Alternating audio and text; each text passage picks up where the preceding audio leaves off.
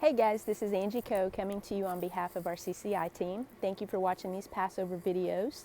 This will be the last of our 4. So we've just come through Passover. We are heading into the Easter weekend. So I just wanted to kind of tie everything together.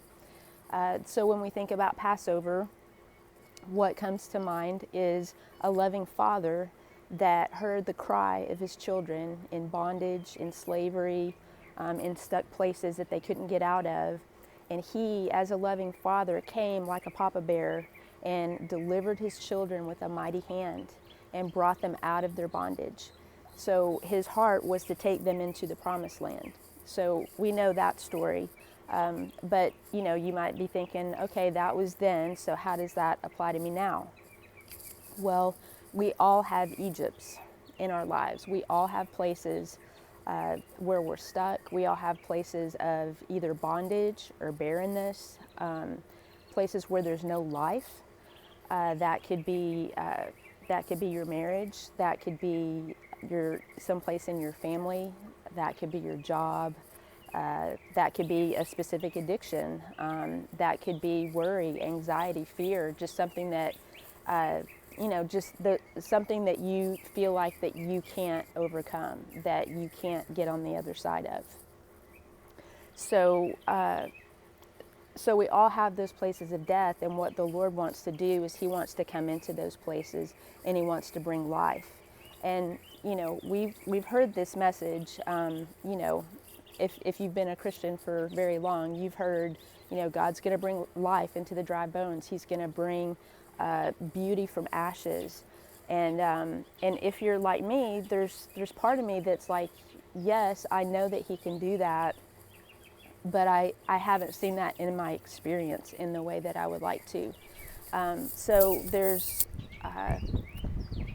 some hope deferred that's there. So if you want to come and look at this, these are ashes from our fireplace.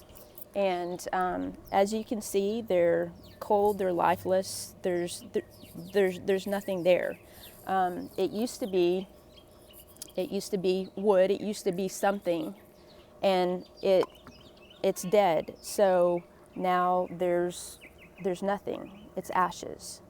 So there's no life from this. And some of us have seen the ashes for so long that we've lost hope, and that we don't think, Lord, how can you do that? Because when you look at those ashes, there's no life, and there's nothing that we can do to bring life to them. There's nothing that I can do to make that log, to make the ashes a log again.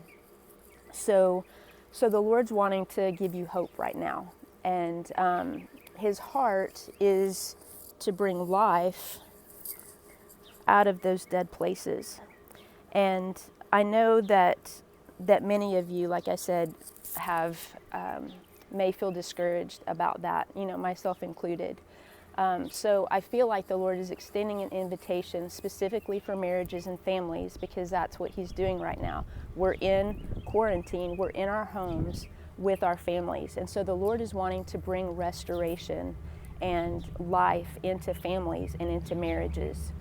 So the good thing is that we don't have to muster that up ourselves. We just have to ask the Lord for the faith to believe Him that that's what He wants to do. So I bless you, just even in your place of ashes, to ask the Lord, would you give me faith to believe you? So I bless you guys, and yes, I bless you.